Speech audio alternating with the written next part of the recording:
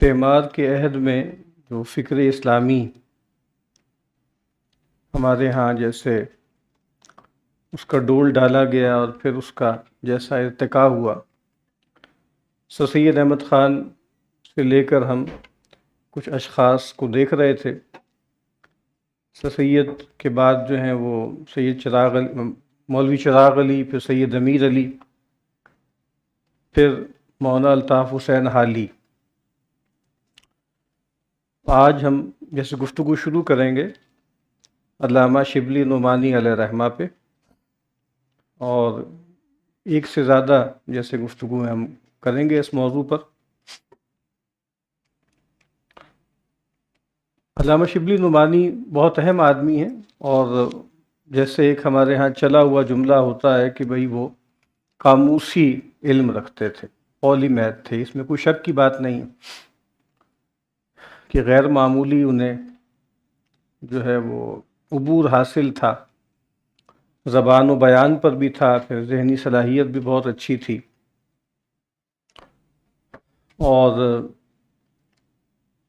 ایک خاص دور میں پیدا ہوئے۔ 1857 میں ان کی پیدائش ہے،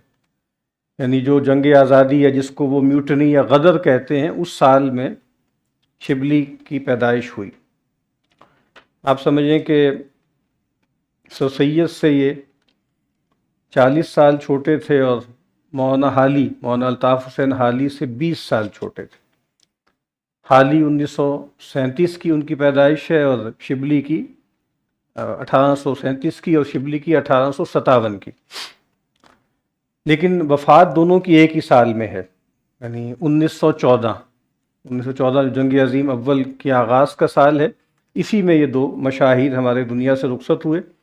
اور اسی حوالے سے پھر بھارت میں جو ہے باقاعدہ جیسے حالی صدی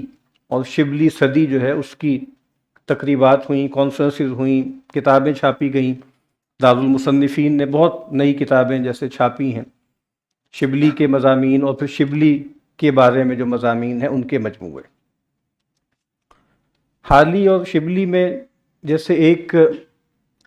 ان کے درمیان بھی ہم کہہ سکتے ہیں کہ کچھ مناسبتیں بھی ہیں، اور کچھ ہم کہہ سکتے ہیں کہ چیزیں ایسی بھی ہیں کہ جو اختلافی ہیں، اور جیسے شبلی اور حالی میں بھی ایک لو ہیٹ ریلیشن شپ تھا، ویسے ہی شبلی اور سر سید میں بھی لو ہیٹ ریلیشن شپ تھا، یعنی بہت زیادہ ان کی مدح کی ہے، ان کے حق میں نظمیں لکھی ہیں، اور ان سے احسان مندی کا بھی بہت ذکر کیا ہے، لیکن پھر ان سے اختلاف بھی کیا ہے۔ لیکن جیسے ایک چیز حالی میں اور شبلی میں دونوں میں جیسے مشترک تھی، اور وہ ہم کہہ سکتے ہیں کہ سر سید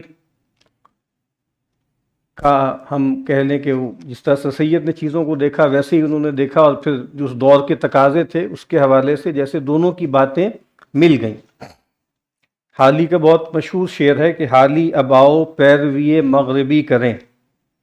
بس اقتدائے مصحفیو میر ہو چکی۔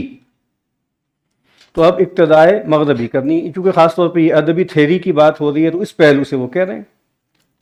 کہ اب ہمیں جیسے شعر و ادب میں، اور جو ہماری تھیری بھی ہے شعر اور ادب کی، جو ہماری پوئٹیکا ہے، جو ہماری بوتیکا ہے، وہ ہمیں جیسے نئے سرے سے لکھنے کی ضرورت ہے۔ تو مصطفی و میر کی جو ہے پیروی بہت ہو گئی، اب نیا دور ہے، نیا تقاضا ہے، تو پیروی مغربی ہمیں کرنی۔ کلیات شبلی جو فارسی کی ہے، اردو کی ایک کلیات ہے، اور ایک یعنی شبلی شاعر بھی تھے، تو اردو کی بھی ایک کلیات ہے ان کی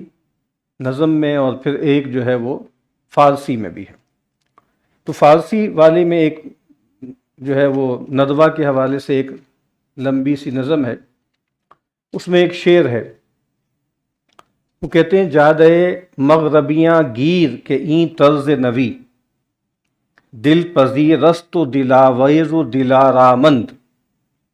جادے مغربیاں گیر، مغربیوں کے رستے کو اختیار کرو، اس کو تھامو، کہ یہ جو طرز نوی ہے، یہ جو نیا نیو سینسیبلٹی کہہ لیں، نیو کانشسنس کہہ لیں، کہ یہ کیا ہے، یہ دل پذیر ہے، دل آویز ہے، دل آرام،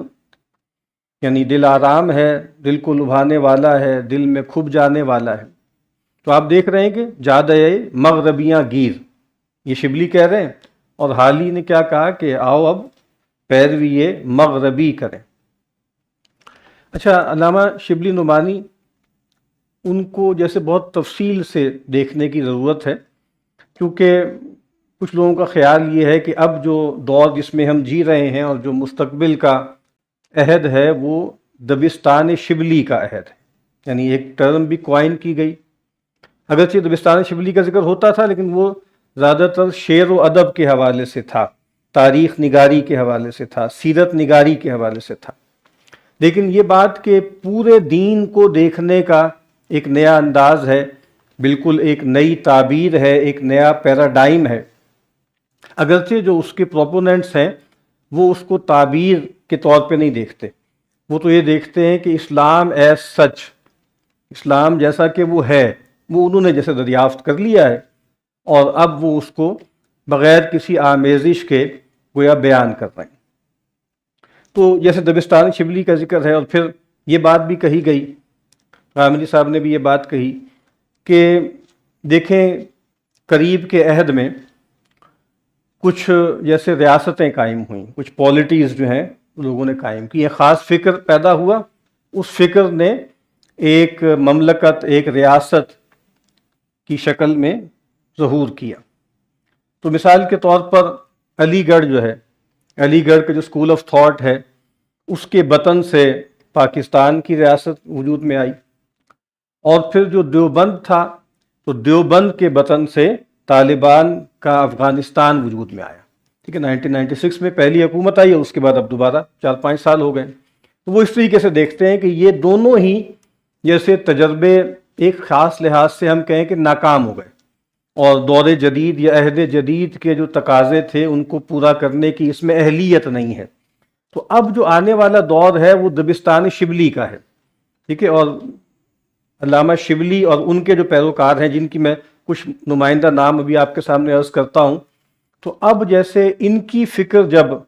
ٹرانسلیٹ ہوگی اور اس کے ذریعے جیسے ایک جو مملکت ہے اس کا نقشہ وجود میں آئے گا، تو یہ وہ چیز ہے جو جیسے عصر حاضر اور روح جو اثر ہے اس کے تقاضوں کے مطابق ہوگا۔ اب یہ جو دبستان شبلی ہے اس کی جو تفصیل کی جاتی ہے، مختلف لوگ جیسے تصویریں بھی بناتے ہیں، اب تو اے آئی سے بن جاتی ہیں نا مختلف پوسٹر وغیرہ، تو دبستان شبلی میں وہ کس کس کو شامل کرتے ہیں؟ تو ظاہری بات ہے کہ اس کے جو صدر خیل ہیں، جو سید الطائفہ ہیں،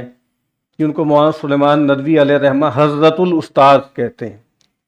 تو وہ تو ظاہری بات ہے کہ وہاں سے بات شروع ہوتی ہے۔ پھر اس میں اقبال ہیں، پھر اس میں حمید الدین فراہی ہیں، پھر اس میں مولانا ابو الکلام آزاد ہیں، پھر اس میں مولانا سید ابو الاعلیٰ مودودی ہیں، پھر اس میں مولانا امین احسن اصلاحی ہیں، اور پھر اس کے بعد اسی لائن میں جاوید احمد صاحب غامدی ہیں۔ پھر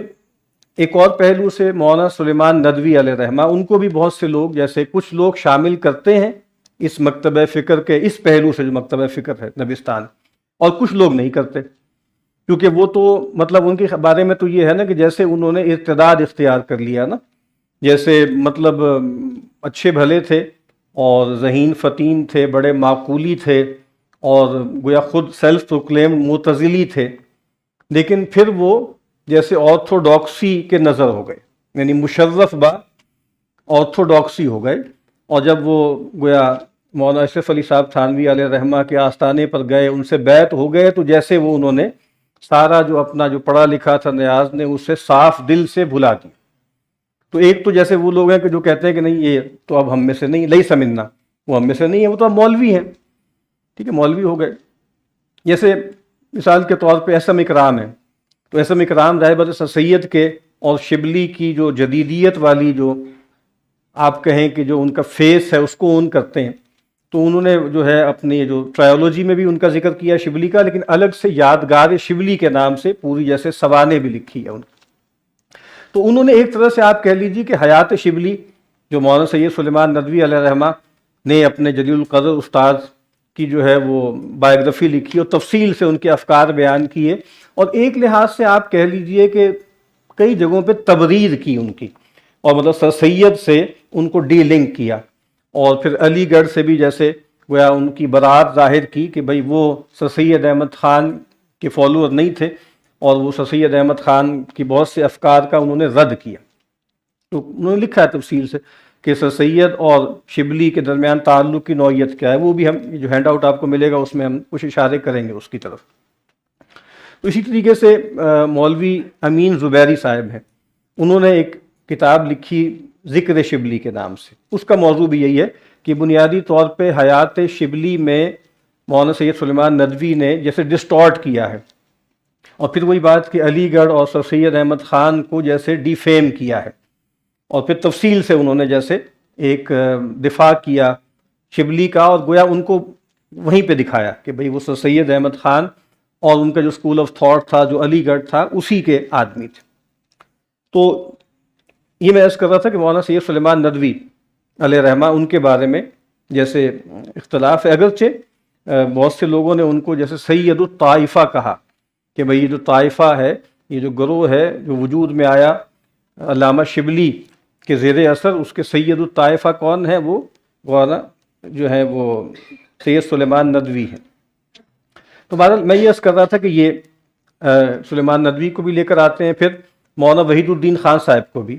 جو ہے وہ دبستان شبلی ہی میں یہ لوگ شمار کرتے ہیں.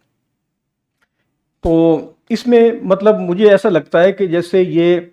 جہاں سے بات شروع کی گئی ہے وہ درمیان سے بات شروع کی گئی. تو یہ والا جو دبستان ہے اور یہ جو اس کی فارمیشن ہوئی ہے اس کا آغاز سر سید احمد خان سے ہوتا ہے. تو ایک قدم پیچھے ان کو لے آنا چاہیے کہ شبلی سے پہلے کون ہے؟ سر سید احمد خان ہے, اور پھر اس کے بعد باقی یعنی سر سید احمد خان سے شبلی اور پھر ہوتے ہوتے ہوتے ہوتے جاوید احمد غامدی صاحب تک جیسے بات آتی. تو یہ جیسے ایک مختصر سی بات ہے. اس میں پہلے بھی جو ہم نے بات گفتگو یہاں پہ کی ہے سر سید پر بات کی ہے یا حالی پر یا امیر علی پہ یا چراغ علی پہ, اس میں ہم 4-5 کتابوں کا مستقل ریفرنس ہمارے ہاں آتا رہا. ایک تو عزیز احمد صاحب کی کتاب ہے بر صغیر میں اسلامی جدیدیت, پھر جو ہے وہ قاضی جاوید صاحب کی کتاب ہے سر سید سے اقبال تک. تو اسی طریقے سے یہ جو شیخ محمد اکرام صاحب کی جو ہے اپنا آب کوثر میں سے ہے یا موج کوثر میں ہے, یہ والا مبحث موج کوثر میں یہ والا حصہ ہے, تو وہ ہے. اسی طریقے سے جو ہے وہ ہاں یہ کتابیں تھیں. پھر اسی طریقے سے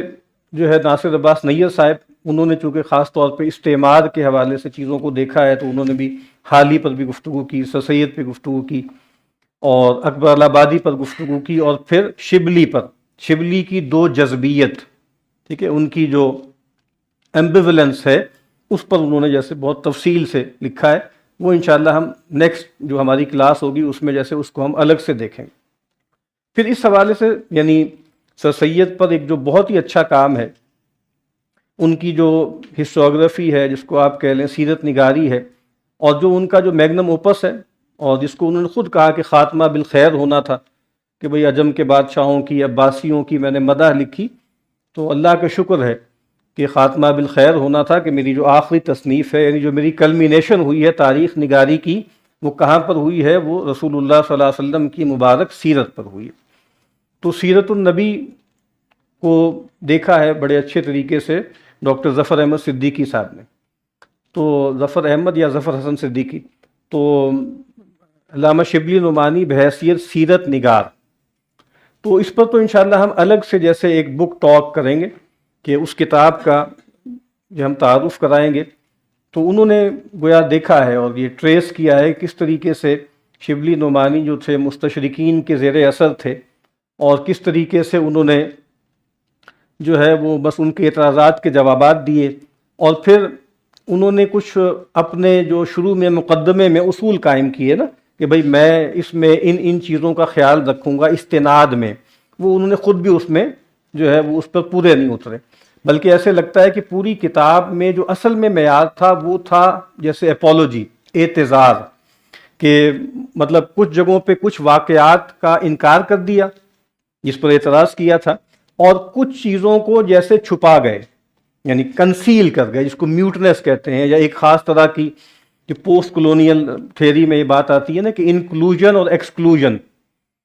تو ایک ایکسکلوژن انہوں نے کی اس طریقے سے کہ بھائی یہ تو روایات ہی ثابت نہیں, یہ تو سند ان کی ٹھیک نہیں, اور کچھ کو جیسے گول کر گیا, اس کا ذکر انہوں نے نہیں کیا. تو جیسے سارا فریم ورک جو تھا وہ استعماری تھا, یعنی استعمار کے عہد میں جو چیلنج پیش آیا تو اس کے ریفرنس سے اس میں جو جی کے شمارے نکلے تھے تو نادر عقیل انصاری صاحب کا بہت اچھا مضمون ہے, وہ بھی اسی کتاب پر ایک ریویو ہے اور اس میں کچھ بڑے اچھے اضافے بھی ہیں, تو اس کو بھی انشاءاللہ اللہ نے چاہا تو ہم دیکھیں گے. یہ جو قاضی جاوید صاحب نے مختلف لوگوں پر گفتگو کی ہے تو وہ انہوں نے جو اس پہ چیپٹر لکھے ہیں اپنی کتاب میں, تو اس میں ایک وہ جیسے ایک ٹائٹل بھی دیتے ہیں. تو شبلی نعمانی پر جو انہوں نے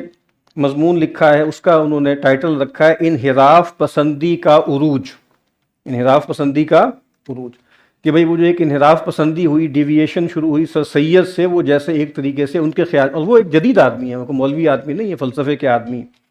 تو انحراف پسندی کا عروج. اسی طریقے سے اس میں کچھ جو ہے وہ ایک کتاب بہت اچھی ہے, ابھی میں نے پچھلے دنوں ہی پڑھی, ڈاکٹر سید عبداللہ کی. ان کی کتاب جو ہے وہ سر سید اور ان کے نامور رفقا, انہوں نے بہت عمدہ گفتگو کی ہے شبلی نعمانی پر. اور سید عبداللہ بھی کوئی بہت مذہبی آدمی, مولوی نہیں تھے, لیکن بہرحال وہ اسلام پسند تھے. تو انہوں نے بہت اچھے تبصرے کیے ہیں شبلی نعمانی کی, ان کے باقی چیزوں پر بھی, ان کی تاریخ نگاری پر بھی, اور ان کے علم کلام پر بھی, اور باقی ان کی اوورال جو ان کا فکر و فن ہے اس پر بہت اچھی کتاب ہے یہ. پھر ایک مضمون بہت کچھ مضامین ہیں مہدی افادی کے. تو یہ مہدی تھے اور پھر یعنی یوٹیلیٹیرینزم سے اتنے متاثر تھے کہ انہوں نے اپنے ساتھ یہ لفظ لگا دیا تھا, یعنی اس زمانے کا جو تھیوری تھی کہ مہدی افادی. تو انہوں نے سر سید کے علم کلام پر بات کی. پھر ایک بہت اچھا مضمون ہے, وہ ایک حیدرآباد دکن کے ایک صاحب علم آدمی تھے, فوت ہو گئے میرا 1980s میں, عالم خوند میری. عالم خوند میری, علامہ اقبال پر ان کے کئی مضامین ہیں, کتاب بھی ہے بہت اچھی, مطلب وہ گہرے آدمی تھے. اقبال کے تصور زمان و مکان پر بھی انہوں نے لکھا ہے. تو انہوں نے بھی شبلی پر لکھا ہے, اور اس میں یعنی بہت اچھی کچھ باتیں انہوں نے کی ہیں. اور چونکہ وہ خود ماڈرنسٹ تھے تو انہوں نے یہی کہا ہے کہ سر سید کے بالکل صحیح وارث تھے جو ہے شبلی نعمانی, اور انہوں نے اس کو دکھایا ہے اس کے اندر. تو بہرحال یہ جیسے اس موضوع میں داخل ہونے کے لیے کچھ بنیادی باتیں تھیں, تو یہ وہ ہینڈ آؤٹ دے دیں ان لوگوں کو. اب اس میں شروع میں جیسے کچھ سوانحی باتیں ہیں. 1857 میں ایک مذہبی گھرانے میں ان کی پیدائش ہوئی, اور فلسفہ و منطق میں اس زمانے کے ایک معروف استاد تھے مولوی فاروق چڑیا کوٹی, ان سے استفادہ کیا. ان کا ذکر ہم نے کیا تھا حالی کے تذکرے میں بھی کہ انہوں نے حالی کے رد میں, مسدس حالی کے رد میں مسدس عوالی تحریر کی تھی, ہم نے اس کا کچھ سیمبل بھی پڑھا تھا. پھر رامپور میں مولوی عبدالحق خیرآبادی سے کسب فیض کیا, مولانا ارشاد صاحب بھی تھے رامپور میں, ان سے بھی کیا. پھر جیسے رحلات بھی انہوں نے کیے, اور حدیث کے لیے مولانا احمد علی سہارنپوری, اور ادب کے لیے مولانا فیض الحسن صاحب سے جیسے رابطہ کیا. اب کچھ مختلف لوگ ہیں نا, جو مولوی امین زبیری صاحب ہیں, ان کی جو کتاب ہے ذکر شبلی, تو اس میں انہوں نے یہ ذکر کیا ہوا ہے کہ جیسے شبلی نعمانی جو تھے ان کی جو دینی آپ کہہ لیں تحصیل تھی وہ ناقص تھی, اور سر سید کی جیسے انہوں نے مدح کی ہے کہ سر سید ایک علمی خاندان سے تعلق تھا, اور پھر جو ہے کس طریقے سے روحانی خاندان سے بھی تعلق تھا وغیرہ وغیرہ. تو انہوں نے تو جیسے یہ کہا ہے کہ باقاعدہ کوئی بہت گہری تحصیل جو ہے شبلی نعمانی نے نہیں کی. تو پھر ان کے باقی جو بھائی تھے وہ بھی جیسے جدید انگریزی زبان جو ہے وہ انگریزی تعلیم حاصل کیے ہوئے تھے اور مختلف نوکریوں پہ تھے, تو انہوں نے اپنے بڑوں کی ہدایت پر شبلی نے بھی وکالت کا امتحان پاس کیا, لیکن بہرحال اس سے انہیں کوئی مناسبت نہیں تھی. تو ملازمت کی, اور پھر مختلف وہاں پہ جیسے ڈیزگنیشنز ہوتے تھے نا, تو ایک ڈیزگنیشن جو ہے امین دیوانی یہ تھا, تو وہ جیسے وہ بن گئے. 1881 میں ان کے بھائی جو تھے وہ علی گڑھ میں پڑھتے تھے, تو 1881 میں وہ علی گڑھ گئے ان سے اپنے بھائی سے ملنے. تو وہاں جب گئے تو سر سید احمد خان کے لیے ایک تعریفی نظم جو ہے وہ لکھ کر لے کر گئے، وہ چھپی ہوئی ہے، موجود ہے۔ تو پھر یہ ہے کہ یہ جو، اور پھر وہاں پر ملاقات جب سر سید سے ہوئی تو جیسے سر سید سے بہت زیادہ متاثر ہوئے، اور سر سید بھی ان سے متاثر ہوئے، اور آپ سمجھ لیں کہ پھر میرا خیال 1883 میں بھی ملاقاتیں رہیں، تو اس وقت 1883 میں ان کی عمر جو تھی وہ 26 برس تھی، شبلی نعمانی کی۔ اس وقت بھی وہ کچھ تحریریں کر چکے تھے، اور آگے ہم دیکھیں گے کہ بالکل ان کا جو ابتدائی ذوق تھا وہ جو اس زمانے میں پولیمکس تھی نا، اور ایک نیا گروہ وجود میں آیا تھا اہل الحدیث کے نام سے، ٹھیک ہے، جو غیر مقلدین کہلاتے تھے، تو وہ جیسے جوش میں ان کے ساتھ مناظرے کیا کرتے تھے۔ خود مولانا سید سلیمان ندوی نے لکھا ہے کہ جہاں ان کو معلوم ہوتا ہے کہ کوئی جو ہے غیر مقلد مولوی ہے تو گھوڑے پہ سوار ہو کے فوری پہنچتے اور اس سے مناظرہ کرتے، اور مطلب بہت کٹر حنفی تھے، مقلد تھے، اور اسی وجہ سے انہوں نے مولانا یعنی امام ابو حنیفہ، ٹھیک ہے، ابو حنیفۃ النعمان کہتے ہیں نا ان کو، نعمان ابن ثابت ان کا نام ہے شاید، ہاں ثابت، تو وہ ان کی نسبت سے انہوں نے نعمانی اپنے نام کے ساتھ لگانا شروع کیا۔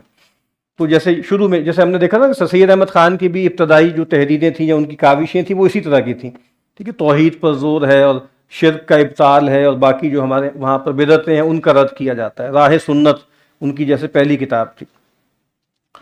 تو سر سید بھی جیسے جب ان سے متاثر ہوئے تو 1883 میں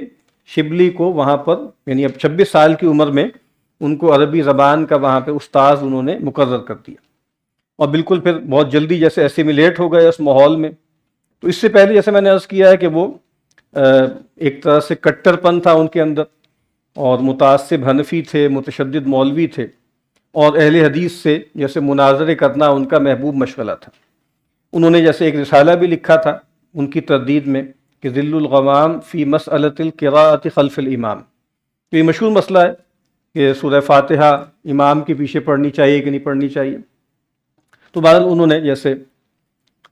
اس مسئلے میں لکھا، اور یہاں پہ آنے کے بعد پھر جیسے ان میں تبدیلی آنی شروع ہو گئی، اور جس کو ہمارے ہاں اس زمانے میں کہا جاتا تھا، اکبر الہ آبادی نے بھی یہ اصطلاح استعمال کی ہے اور بہت سے لوگوں نے اصطلاح استعمال کی ہے، نئی روشنی، ٹھیک ہے، تو وہاں پہ آ کر نئی روشنی سے وہ روشناس ہوئے، اور پھر جیسے اس نئی روشنی نے ان کو متاثر کیا، اور یہ فطری بات ہے، اس میں کوئی یہ ایسی بات نہیں ہے کہ آپ کہیں کہ یہ کوئی اسکینڈل ہے، وہ دور ہی ایسا تھا اور پھر وہ ماحول علی گڑھ کا ایسا تھا۔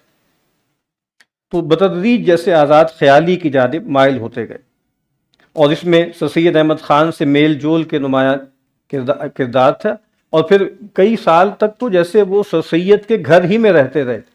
اور سر سید احمد خان کی جو لائبریری تھی وہ ان کے لیے جیسے ہر وقت میسر تھی، وہاں ان کی لائبریری میں جاتے اور گھنٹوں وہاں پر ان کی کتابوں سے استفادہ کرتے۔ تو عبدالرزاق کانپوری وہ لکھتے ہیں کہ شب کو کھانے پر سید صاحب کے ہمراہ مولانا شبلی اکثر ہوتے تھے، اور تقریباً 2-1.5 گھنٹے نہایت پر لطف ہوتے تھے، اور مذہبی، ادبی، سیاسی تذکرے چھڑ جاتے تھے۔ اتفاق سے ایک مرتبہ میں بھی کھانے میں شریک تھا۔ اس روز اصحاب کہف کی ان آیتوں پر بحث ہوئی جو قرآن کریم میں ہیں، اور بڑی آزادی سے گفتگو ہوئی جو سننے کے قابل تھے۔ آزادی سے گفتگو یعنی ایک یہ ہے کہ بھئی آپ کسی فریم ورک میں کھڑے ہوں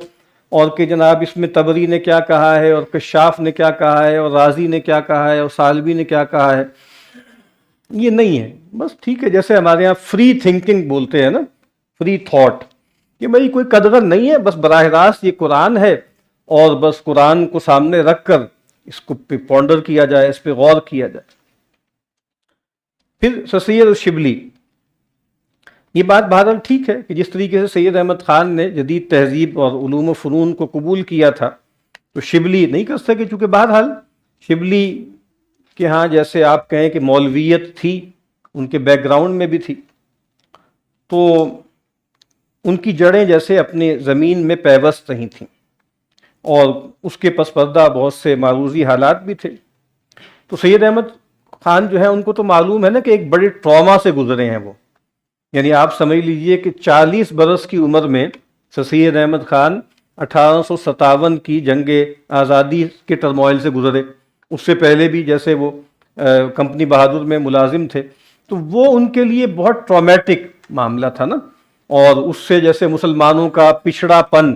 ان پر ظاہر ہوا، اور ان کو لگا کہ اب جیسے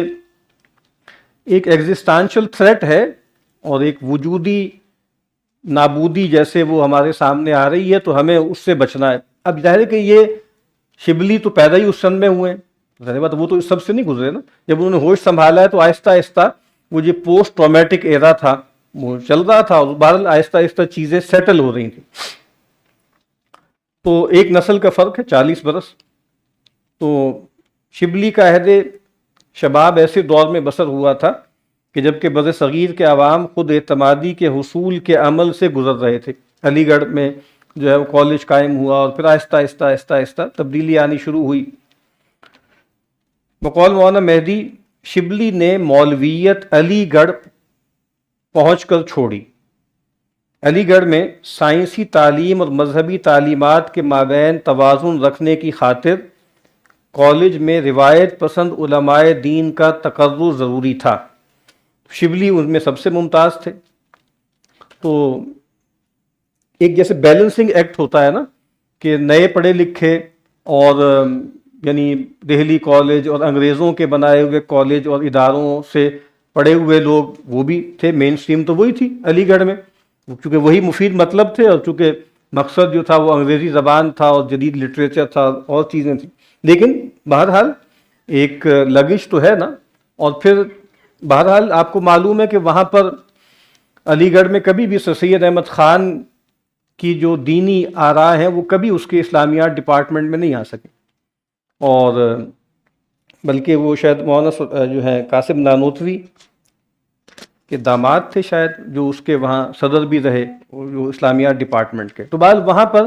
جو وہاں کا دینیات کا ڈپارٹمنٹ تھا، اور چونکہ وہاں پر شیعہ اور سنی وہ بھی الگ الگ تھے اس کے معاملات، تو اس میں بالکل روایتی جسے کہتے ہیں نا کہ جو مین سٹریم علماء تھے وہی اس کو چلاتے رہے۔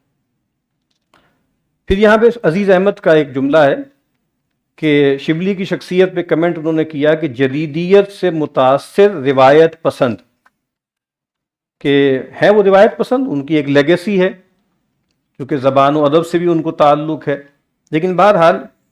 متاثر وہ بہت ہوئے۔ ایک اور میں دیکھ رہا تھا ایک مضمون، میرا خیال ہے وہ بھی بھارت کے ایک صاحب علم ہیں، احمد اسحاق نعمانی، انہوں نے بھی اپنے تئیں جیسے شبلی کی شخصیت کے جیسے ابعاد ثلاثہ متعین کیے ہیں کہ بھئی 3 چیزیں لگتا ہے کہ شبلی کے ہاں ان کی شخصیت میں ہمیں نظر آتی۔ ایک انانیت ہے، اس کا ذکر تو کئی لوگوں نے کیا ہے، خاص طرح کی انانیت ان میں تھی، اور اسم اکرام نے بھی اس کا ذکر کیا ہے اور لوگوں نے بھی ذکر کیا۔ ایک بوجوائیت، یعنی وہ جو اشرافیہ ہے کا جو تصور ہے، جو سر سید احمد خان پر بھی الزام لگتا ہے نا کہ وہ جیسے بوجوا طبقے کے نمائندے تھے، اور ان کی طبیعت میں بھی، ان کے افکار میں بھی، ان کے رویوں میں بھی، اور جو ادارہ انہوں نے قائم کیا وہ بھی بوجوائی ہی تھا، اشرافیہ ہی کا جیسے مظہر تھا۔ اور تیسرا انہوں نے جو احمد اسحاق نعمانی ہے، ایک انانیت، ایک بوجوائیت اور ایک رومانویت۔ تو رومانویت بھی بہت تھی ان میں، ظاہر بات شاید مزاج میں ظاہر بات شعر اور ادب گتھا ہوا تھا۔ پھر آپ کو معلوم ہے کہ ان کی زندگی کا جیسے ایک نازک سا پہلو ہے جو علامہ اقبال کے ساتھ مشترک ہے، وہ خاتون تھی عطیہ فیضی، اس پر کئی کتابیں لکھی گئی ہیں، 20 آرٹیکل لکھے گئے ہیں، اور ان کی کئی شاعری ہے ان پر، یعنی بہت سی نظمیں انہوں نے کہی ہیں عطیہ فیضی کے حوالے سے۔ تو وہ بھی جیسے ان کے اندر ایک اس طرح کی چیزیں بھی گویا پائی جاتی تھی، اور اگر آپ ان چیزوں کا مطالعہ کریں اور ان اشعار کا مطالعہ کریں تو وہ نہیں لگتا کہ جیسے کوئی عالم دین کی شخصیت آپ کے سامنے آ رہی ہے۔ تو بہرحال یہ جیسے یہ بھی ہے یہاں پر، تو یہاں پر وہ عزیز احمد کیا کہہ رہے ہیں، اور میں پھر عرض کرتا ہوں کہ عزیز احمد کون ہے، خود ایک جدید آدمی ہے اور سر سید احمد خان ہی کے گویا سکول کے ہیں۔ پھر اس کے بعد جو نئے علم کلام کی جو مقبولیت گویا نہیں ہو سکی، کہ علی گڑھ کے جو فعال اراکین تھے وہ بھی اس سے گریزاں رہے، اور مخالفین کی نکتہ چینی ہوتی رہی، طنز اور حجو اور شدید رد عمل ہوا۔ تو روایتی علماء کی طرف سے بھی ہوا، پھر اکبر کی طرف سے بہت زیادہ ہوا، ٹھیک ہے، اور وہ جس طبقے کی ثقافتی اور روحانی ضروریات کی تسکین کرتا تھا وہ بھی اس سے بے نیاز ہو چکا تھا۔ تو رد عمل کا ایک اظہار جو ہے وہ شبلی کے حوالے سے ہوا. تو اپنے انحرافی نقطہ نظر کے باوجود وہ زندگی بھر علی گڑھ کے اثرات سے نجات نہ پا سکے. جیسے میں نے عرض کیا ہے نا کہ ایک لو ہیٹ ریلیشن شپ سر سید اور علی گڑھ سے علامہ شبلی کے ہاں نظر آتا تھا. تو بہت سے لوگوں نے انہیں کہا ہے کہ وہ سر سید ہی کا پرتو تھے.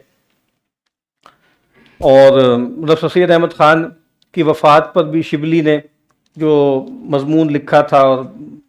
تو اس پر بھی جیسے کئی علماء نے، مجھے یاد پڑتا ہے کہیں پر ایک شذرا سا یاد آتا ہے مولانا یوسف بن نوری علیہ رحمہ کا، کہ بہت سخت تنقید کی تھی اس پہ کہ اس جیسے شخص کے بارے میں، یعنی سر سید احمد خان جیسے، مطلب مجھے نہیں اندازہ الفاظ کیا تھے، جیسے اس جیسے زندیق کے بارے میں اتنی مدح اور اس کا اتنا کو مدثیہ آپ جو ہے وہ کہہ رہے ہیں. تو یہ بھی جیسے جو ہے معاملہ چلتا رہا. سر سید جو تھے وہ اسلام کو مغربی اقدار کے حوالے سے پرکھتے تھے، جبکہ شبلی نعمانی مغربی اقدار کو اسلام کے حوالے سے پرکھتی تھی. یعنی یہ ایک تھوڑا سا فرق ہے. جیسے ہمارے کچھ جدید لوگوں نے کہا ہے نا کہ اسلامک ماڈرنزم کی دو سٹریمز ہیں، ایک اسلامائزیشن آف دا ویسٹ اور ایک ویسٹرنائزیشن آف اسلام. یہ والی جو بات ہے کہ یعنی ان کا منہج کیا تھا کہ بھئی وہ دکھاتے تھے کہ بھئی جو ہماری تاریخ ہے، ہماری ہسٹری ہے، اس میں بہت کچھ ایسا ہے کہ جو آج کے ساتھ کوئنسائڈ کرتا ہے. اور جیسے شبلی کے بارے میں بھی جیسے سلیم احمد صاحب نے لکھا ہے کہ بنیادی طور پر یہ ایک خاص طریقہ تھا نا، یعنی معذرت خواہانہ انداز تھا اور احساس کمتری کا مظہر تھا. کہ ایک تو یہ ہے کہ جیسے حالی نے کہا اور لوگوں نے کہا کہ شریعت کے جو ہم نے پیمان توڑے وہ سب جو وہ لے جا کے سب اہل یورپ نے جوڑے. ایک تو یہ کہ وہ ہماری لیگیسی تھی. دوسرا یہ تھا کہ جیسے شبلی کا منہج انہوں نے لکھا ہے کہ بھئی ان کے ہاں یہ تھا کہ اصل میں مسئلہ یہ ہوا ہے کہ ہم بھی ایسے ہی تھے کبھی، جیسے آج انگریز ہے اور جو اس کی تہذیب ہے اور جو ان کا علم ہے. جیسے ہمارے کچھ لوگ کہتے ہیں جی علم پیدا کرنا، علم جی بڑا نیا علم پیدا کرنا بڑا ضروری ہے. تو مغرب دیکھیں علم پیدا کر رہا ہے، ہم علم نہیں پیدا کر رہے. تو اب جیسے وہ شبلی جیسے لوگ یہ بتا رہے ہیں کہ دیکھیں ہم نے بھی علم پیدا کیا. اور پھر چونکہ جو کارلائل تھا اس کی جو کتاب بہت پاپولر تھی، ہیرو اینڈ ہیرو ورشپ، تو ہیروز آف اسلام، یعنی ان کا ایک تصور پیدا ہوا کہ بھئی ٹھیک ہے اس وقت ہم جتنے نکھد ہیں، نالائق ہیں، ہمیشہ سے ایسے نہیں تھے، ہمارا ماضی بڑا دستگیردہ ہے. اور پھر آپ دیکھیں سیرت تو خیر ایک الگ مبحث ہے. پھر سیدنا عمر فاروق پر کتاب لکھی، پھر المامون کتاب لکھی، پھر الغزالی لکھی، پھر رومی کی سیرت لکھی. ٹھیک ہے، تو یہ جیسے مشاہیر پر وہ جو ہے کلام کر رہے ہیں. تو یہ اور پھر ایک جگہ انہوں نے گلہ بھی کیا، یہ جو عروج و زوال کا قصہ ہے نا کہ یار میں نے تو یہ سب اس لیے کیا تھا کہ بھئی تاکہ شرم دلاؤں، تھوڑی حیا دلاؤں کہ بھئی تم بھی کچھ جاگ جاؤ، تم بھی کچھ کر لو، یہ تمہارے بڑے تھے. ٹھیک ہے، لیکن کہتے ہیں کہ ہوا کیا کہ الٹا ہی اثر ہوا. لوگوں نے بس پرم سلطان بوت کے ترانے گانے شروع کر دیے. یعنی میں تو چاہتا تھا نا کہ ان کو جگانا، وہ اور جیسے ایک نمنس ان کے اندر پیدا ہو گئی کہ بھئی ٹھیک ہے آج اگر ہم ایسے ہیں بھی تو ہمارے بڑے ایسے تھے. تو یہ بات ایک بڑا تھیم ہے جو شبلی کے ہاں ہمیں نظر آتا ہے. تو اسلام کی اصلاح اور تشکیل نو کی بجائے راسخ الاعتقادیت کی جانب جھکاؤ رکھتے تھے اور حال و مستقبل کو ماضی کا تسلسل تصور کرتے تھے. یہ بہت اہم بات ہے کہ بھئی ماضی میں بھی ایسا ہی تھا، جو اس وقت ہے ہمارا ماضی وہ بھی ایسا ہی تھا. بیچ میں جیسے ایک رپچر سا آ گیا، اور وہ رپچر کیا آ گیا کہ ہم تقلید کا شکار ہو گئے، ہم جو ہے وہ ہم فوسلائزیشن کا شکار ہو گئے، جمود کا شکار ہو گئے، وغیرہ وغیرہ. اور اس تصور کے مخالف تھے کہ بہتر حال و مستقبل کے لیے ماضی کو نظر انداز کرنا ناگزیر ہے. تو ایک تو یہ ہے کہ بھئی آپ بھول جائیں نا، تو اپنے ماضی کو بھلا دیں تبھی آپ آگے جا سکیں گے. کہتے ہیں نہیں، ماضی کو یاد رکھیں گے ہی تو آگے جائیں گے، ان تک پہنچیں گے. ٹھیک ہے، پھر اس طریقے سے سامراج سے وفاداری تو دیکھیں وہ تو سب کے ہاں تھی. یعنی شاید ہی آپ کو دکھا دیں کہ سامراج کے بارے میں کوئی بہت سخت رائے وہاں پائی جائے. کچھ علماء کو چھوڑ کے باقی تو تقریباً اکثر نے جیسے اس کو قبول کر لیا تھا کہ بھئی ٹھیک ہے یہ تو اب آرڈر آف دا ڈے یہی ہے. لیکن پوری طرح قبول کرنے سے گریزاں تھے، اور ایک لحاظ سے ہم کہہ سکتے ہیں کہ جیسے قوم پرست تھے. یہاں پہ آگے ایک طویل اقتباس ہے ان کے جلیل القدر شاگرد مولانا سید سلیمان ندوی کا. وہ کہتے ہیں مولانا کا رنگ قدیم علماء دین کا نہ تھا، جن کا پاک مشغلہ صرف خانقاہوں میں رشد و ہدایت اور مدرسوں میں درس و تدریس ہے، ان کے عہد میں ایک نئے دور کی بنیاد پڑی، اس لیے وہ قدیم و جدید کے ایسے سنگم بنے جن میں دونوں دریاؤں کے دھارے آ کر مل گئے تھے۔ یہ وہ بات جو بہت سے لوگوں کے بارے میں کہی گئی کہ جدید و قدیم کا سنگم۔ اور جیسے آپ کو پتہ ہے یورپ میں بھی جو کہا جاتا ہے نا کہ بھئی conflict between the ancients and the modern, ایک مضمون بھی تھا جس سے یہ بحث شروع ہو گئی کہ اینشنٹس اور ماڈرنز میں آپس میں کیا تعلق ہے، ٹھیک ہے، اور وار آف بکس کے مختلف جو پرانی کتابیں ہیں، ایک نئی کتابیں ہیں، ان کے درمیان بھی جیسے ایک جنگ ہے، تو وہ جیسے ایک سنگم تھے۔ مرج البحرین یلتقیان، اور اس لیے ان کی زندگی کے کارنامے گزشتہ علماء دین کے کارناموں سے نسبتاً مختلف ہیں۔ وہ ہمارے قدیم اور مذہبی علوم کے عالم بھی تھے اور جدید علوم کے بہت سے آراء و خیالات سے واقف بھی تھے۔ اب دیکھیں یہاں بہت محتاط گفتگو کی ہے انہوں نے، یہ نہیں کہا کہ بھئی وہ اس قدیم کے بھی عالم تھے اور جدید کے بھی عالم تھے، کیونکہ وہ انگریزی زبان وغیرہ نہیں جانتے تھے نا، تو فرانسیسی نہیں جانتے تھے۔ تو اب یہاں پر وہ کیا کہہ رہے ہیں، احتیاط سے بات کر رہے ہیں، ایک بڑا آدمی کلام کر رہا ہے کہ دیکھیں وہ جدید علوم کی بہت سے آراء اور خیالات سے واقف بھی تھے ترجموں کے ذریعے، اور ان کو شوق بھی تھا کہ نئی کتاب چھپے تو کوئی کسی صاحب کو دے دی جائے اور اس کا جو ہے خلاصہ سا بنا کے پریسی بنا کے دے دی جائے، چونکہ اس زمانے میں چیٹ جی بی ٹی تو تھا نہیں کہ وہ صورت سے اس میں ڈالتے اور نکات سامنے آ جاتے، اس وقت غریب انسانوں کو ہی کام کرنا پڑتا تھا۔ اچھا جی، قدیم علماء کی صحبت بھی اٹھائی اور جدید تعلیم کے ارکان اور جدید تعلیم یافتوں کی صحبت میں بھی رہے تھے، اور ساتھ ہی محقق فن بھی تھے، ادیب بھی تھے، شاعر بھی تھے، انشا پرداز بھی تھے، خطیب بھی تھے، مورخ بھی تھے، مصلح بھی تھے، ماہر تعلیم بھی تھے، جیسے میں نے کہا پولیمیتھ، اور بہت کثیر الجہاد شخصیت۔ نئے زمانے کے اقتضایات، اقتصادیات اور مطالبات کے مقابلے میں بہت سی باتوں میں انقلابی بھی تھے۔ اب وہ انقلابی بھی تھے، یعنی ایسی باتیں کہ جو ان آرتھوڈاکس تھیں، ریڈیکل تھیں، وہ بھی انہوں نے کہیں، اور یہ سب گوناگون صفات ان کی زندگی کے مرقع میں نمایاں ہیں، کیونکہ یہ ان کے اپنے شاگرد ان کے بارے میں یہ کہہ رہے ہیں۔ اب سر سید احمد خان اور شبلی نعمانی ہے، علی گڑھ اور شبلی کے درمیان کیا تعلق ہے؟ تو کہتے ہیں کہ جی نقطہ نظر کا جو فرق ہے وہ تہذیبی، مذہبی اور سیاسی معاملات میں ہونے لگا، تو اتنا بڑا کہ وہ علی گڑھ سے علیحدہ ہو گئے، اور پھر یہ ہوا کہ وہ صدی رواں کے آغاز میں، یعنی پچھلی صدی جو تھی اس کے آغاز میں سید احمد خان اور علی گڑھ تحریک کے سب سے بڑے مخالف قرار پائے۔ اب اس کے کچھ محرکات ہیں جو بیان ہوئے ہیں، یہ مطلب اسم اکرام نے بھی یہ بات کی ہے اور لوگوں نے بات بھی کی ہے کہ ایک تو مخالفت کے دو نفسیاتی محرک، کس کی مخالفت؟ شبلی کی مخالفت، شبلی نے جو مخالفت کی علی گڑھ یا سر سید کی، مذہبی انداز فکر جو تھا ان کا، ان کے اندر ظاہر بات بہت گہرا خبا ہوا تھا، اور دوسرا نرگسیت اور انا پرستی، یعنی یہ بات بھی جیسے کئی لوگوں نے اس طرح کی، ابھی میں نے بتایا کہ وہ بھی کہتے ہیں کہ انانیت اور بوجوائیت اور رومانویت ان کی شخصیت کے ابعاد ثلاثہ تھے۔ تو پھر وہ وہاں سے نکلے اور پھر نئے مراکز کی تلاش کی، تو کئی جگہ ایسا ہی ہوا، حیدرآباد گئے، حیدرآباد کے بعد ندوہ پہنچے، تو وہاں بھی آزاد خیالی اور قدامت پسندی میں امتزاج پیدا کرنے کی جد و جہد ناکام رہی، یعنی ندوہ تو بہت چاؤ سے جیسے اس کو اون کیا انہوں نے، پھر اس کے نظام کی تعلیم کی اصلاح کی بات کی وغیرہ وغیرہ، اور پھر انہیں جیسے ہوتا ہے کہ پرانے خیال کے علماء کے دباؤ کے تحت ندوۃ العلماء سے الگ ہونا پڑا، یعنی یہ ہوتا رہتا ہے کہ آج بھی ایسا ہوتا ہے، کسی روایتی مدرسے میں کوئی استاد ہوں، وہ کسی جدید مفکر سے متاثر ہو جائیں، اور پھر ان کے بیان، ان کے دروس میں، ان کی جو ہے وہ آپ کہیں کہ تدریس کے دوران وہ باتیں آنی شروع ہو جائیں، تو جو بڑے ہوتے ہیں ان کے کان کھڑے ہو جاتے ہیں کہ یہ کیا ہو رہا ہے، اور پھر پہلے تنبیہ کی جاتی ہے، پھر آخرکار ان کو وہاں سے جانا پڑتا ہے۔ تو علی گڑھ کالج نے اب عام طور پر جو ذہنیت پیدا کی تھی وہ نتائجیت پسندانہ تھی، جس کو اسم اکرام کہتے ہیں نا، ایک خاص طرح کی آپ کہیں کہ مطلب پرستی پیدا ہو گئی، اور خود انہوں نے لکھا ہے نا کہ ایک گھٹیا پن پیدا ہو گیا، یعنی ملازمت کو علم کا کل مقصد بنا لینے سے ایک بہت گھٹیا پن پیدا ہو گیا۔ سر سید احمد خان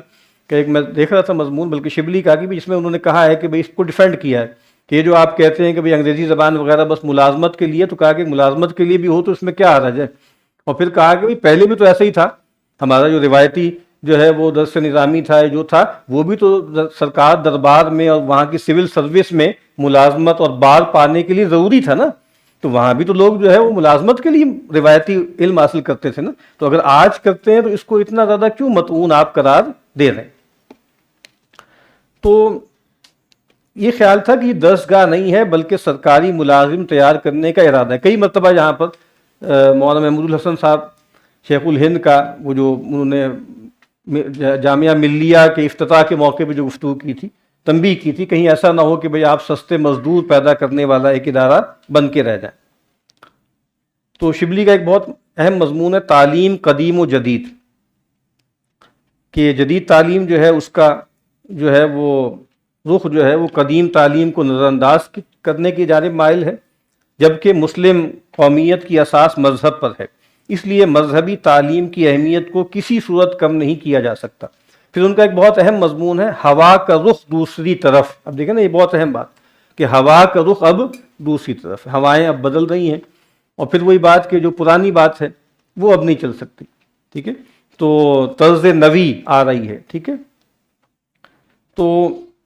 دنیاوی ترقی کے لیے جدید علوم کی اہمیت سے انکار نہیں، لیکن قومی وجود کے لیے قدیم مذہبی علوم ناگزیر ہیں۔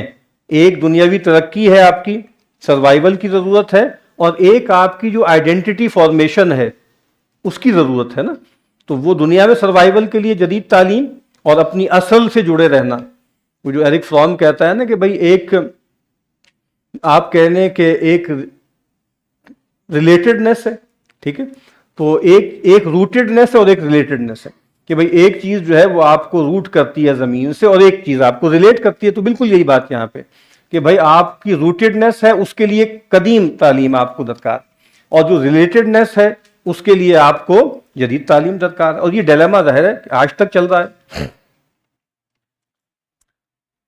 تو ندوہ کو قیام ہوا، اور پھر یہی خیال تھا کہ مسلمانوں کے خیالات اور طریقے تعلیم و تدریس کو نئی صورت کے مطابق بدلنا ہے، اور چونکہ وہاں پہ بہت زیادہ انگریزیت کا غلبہ ہو گیا، انگریزی زبان، انگریزی لباس، انگریزی جو ہے وہ نشست و برخاست اور کھانا پینا سب کچھ اس طرح ہونے لگا، تو انہوں نے جیسے عربیت کو انٹروڈیوس کرایا، عرب زبان، عرب لباس، عرب اطوار، ٹھیک ہے۔ سر سید اور مسلم ملک نے اس کی پرزور تائید کی، سر سید نے اس کی تائید میں آرٹیکل لکھے، لیکن اس کے بعد یہ ہوا کہ یہ ندوہ اور علی گڑھ یعنی یہ کون لوگ ہیں؟ سر سید محسن الملک، یہ تو بانی مبانی ہیں علی گڑھ کے، لیکن بعد میں ان میں آپس میں آویزش پیدا ہو گئی، اور ایسے شخص کی بدولت جس نے مدتوں علی گڑھ سے فیض بھی حاصل کیا، انہی خیالات کے حوالے سے انہوں نے ندوۃ العلماء کی تشکیل نو کرنا چاہی، اس میں جدید علوم اور انگریزی زبان کو رواج دینے کی کوششیں کی، لیکن بہرحال ارکان ندوہ کی ناپسندیدگی اور شدید اختلافات کی وجہ سے ناکام رہی۔ اب یہاں پر کچھ اقتباسات ہیں، کچھ اس میں سید عبداللہ صاحب کے ہیں، ڈاکٹر سید عبداللہ کہتے ہیں ان کے یعنی یہ بہت اہم اقتباس ہے، بلکہ 2-3 اقتباسات ہیں جو میں نے جمع کی ہیں، ان یعنی شبلی کے اور سر سید کے نظریہ دینی میں بظاہر فرق یہ ہے کہ سید صاحب جو بظاہر قدیم کو ایسے رنگ میں پیش کرتے ہیں کہ اس سے تمدن اور زندگی کے نئے رجحانات کی تائید ہو، یعنی وہ قدیم کو ریفرنس بنا رہے ہیں اور بتا رہے ہیں کہ دیکھو قدیم یہ تھا اور جدید اس سے کوئی زیادہ مغایرت پر نہیں ہے۔ اس کے برعکس شبلی جدید رجحانات کی تعویل اس طرح کرتے ہیں کہ اس سے قدیم عقائد کی تائید نکلتی ہو، کہ بھئی پرانے زمانے میں یہ بات تھی اور جدید زمانے میں یہ جو بات کی جا رہی ہے یہ اسی کا ایک نیا ورژن ہے۔ بھئی چونکہ ڈکٹم بدل گیا، ڈکشن بدل گیا، اور یعنی اسلوب بدل گیا، بس اتنا فرق ہے۔ اور جیسے ہمارے ایک محاورہ ہے نا کہ پرانی شراب نئی بوتلوں میں، بس اس سے ملتی جلتی بات ہے۔ سر سید کی نظر جدید اور حاضر پر مرکوز رہتی ہے، شبلی کی نگاہ قدیم اصول پر بھی جمی ہوئی ہے، یعنی جدید پر تو دیکھ ہی رہے ہیں نا کہ تقاضا کیا ہے، اور وقت کا تقاضا کیا ہے، لیکن قدیم اصول پر بھی ان کی نگاہ جمی ہوئی ہے۔ شبلی کا اشارہ پیچھے کی طرف ہے، سر سید کا اشارہ آگے کی طرف ہے۔ یہ وہی بات ہے جو ڈاکٹر ناصر عباس نیّر نے سر سید اور اکبر کے بارے میں کہی۔ ایک پرومیتھیس ہے اور ایک دوسرا میں نام بول رہا ہوں، وہ جو دو دیوتا تھے نا، کہ ایک کا منہ آگے کی طرف ہے، ایک کا منہ پیچھے کی طرف ہے، ٹھیک ہے۔ تو یہ یہاں پر سید عبداللہ یہ کہہ رہے ہیں کہ سر سید کا رخ آگے کی طرف ہے، ان کا پیچھے کی طرف ہے، لیکن یہ پیچھے کی طرف کوئی پیچھے لے جانے کے لیے نہیں ہے، اس کو ریفرنٹ بنانا چاہتے ہیں، ٹھیک ہے، کہ بھئی تاکہ جانا تو آگے ہی ہے لیکن اس کو چھوڑ کر نہیں، ٹھیک ہے۔ بہرحال شبلی کی آواز سید صاحب کی آواز سے کوئی جدا آواز نہ تھی۔ یہ کون کہہ رہا ہے؟ ڈاکٹر سید عبداللہ۔ لیکن ان کا انداز نظر عالمانہ اور عامت المسلمین کے لیے مانوس ہے، اس لیے جہاں سید صاحب کی رائے سے عام لوگ متوحش ہو جاتے تھے وہاں شبلی کے خیالات قبول کر لیے جاتے تھے، ٹھیک ہے۔ تو یہ جیسے آپ کہیں کہ یعنی سید عبداللہ گویا یہ کہہ رہے ہیں کہ سید احمد خان کے جو افکار و نظریات تھے اس کو شبلی نے قابل قبول بنا دیا، یعنی روایتی لوگوں کے لیے، پرانے لوگوں کے لیے قابل قبول بنا دیا، بات انہی کی تھی۔ تو سید صاحب کی رائے سے عام لوگ متوحش ہو جاتے تھے، وہاں شبلی کے خیالات قبول کر لیے جاتے تھے۔ شبلی کے مقبول ہونے کے دو سبب اور بھی ہیں۔ ایک تو شبلی کا مختصر اور دلچسپ طریقہ تحریر، بہت زبردست انشاء پرداز تھے، ادیب تھے، خلاصہ کرنے کی غیر معمولی صلاحیت تھی، اور اس میں کوئی شک نہیں ہے کہ شبلی کی یہ والی صلاحیت آج جو ان کی فکر کے سر خیل ہیں جاوید احمد غامدی صاحب، ان کے اندر آئی ہے۔ ان کی تحریر بھی بالکل حشو و زوائد سے پاک ہوتی ہے، بالکل کنسائز پریسائز ہوتی ہے۔ تو ایک تو یہ ہے کہ مختصر اور دلچسپ طریقہ تحریر، اور دوسرا یہ بنیادی اصول کہ قدیم خیالات کا سررشتہ ہاتھ سے نہ چھوٹنے پائے، یعنی یہ جو چونکہ انہوں نے ایک سیفٹی ویلو لگا دیا تھا نا، اس کا اعلان بھی کرتے جاتے تھے، اس سے بھی جیسے ریپلشن نہیں ہوئی نا روایتی قدیم لوگوں میں۔ تو ان اسباب کی وجہ سے سر سید کے مقابلے میں شبلی کی عقل پسندی بھی گوارا کر لی گئی۔ المعتزلہ والاعتزال کے نام سے ان کا بڑا مشہور مضمون ہے، اس کو بھی کبھی موقع ملے اگر اقتباس دیکھیں گے تو وہ جیسے عقل پسندی گوارا کر لی گئی۔ سر سید نے، یہ اب وہی بات ہے جو اور لوگ بھی کہہ رہے ہیں، سر سید نے اسلام کا مطالعہ عصری مغربی فکری معیارات کے نقطہ نظر سے کیا، اور شبلی نے عصری مغربی اقدار کو اسلامی نقطہ نظر سے جانچنے کی کوشش کی۔ ریورس ہے، لیکن نتائج گویا سید عبداللہ کے نزدیک ایک جیسے ہی ہیں، قریب قریب ہی ہیں۔ یہ بات بالیقین کہی جا سکتی تھی کہ اس صدی میں شبلی کی تصنیفات مذہبی نے جدید تعلیم یافتہ گروہ کو بے حد متاثر کیا۔ یہ بات ہو رہی ہے 40s 50s تک، 60s تک بھی۔ اس کے بعد پھر آہستہ آہستہ اب جو صورتحال ہے، تو اب تو میڈیا کا دور ہے، ٹی وی کا دور ہے، ایج آف سپیکٹیکل ہے۔ اب کوئی فکر، کوئی کتابیں پڑھنا، کتابیں پڑھ کر کوئی بہت گہرائی سے قبول کرنا وہ نہیں رہا۔ یہ تو امیج کا دور ہے نا، یہ جو ورڈ والا دور تھا اس میں دماغ چلتا تھا، ڈسکرسیو ریزننگ ہوتی تھی، جبکہ امیج کے مقابلے میں تو پیسیوٹی ہے، اس میں تو پریزنٹیشن ہے، اور جتنا زیادہ ایچ ڈی کیمرہ ہو اور جتنا اچھا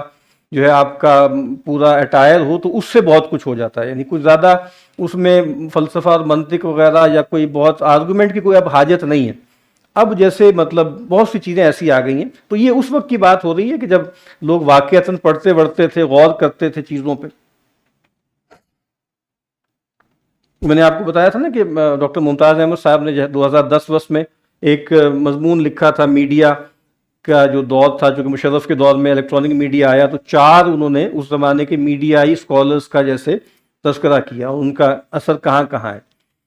تو اس میں ایک تو ڈاکٹر صاحب کا ذکر تھا، ڈاکٹر سعد احمد، پھر دوسرا تذکرہ تھا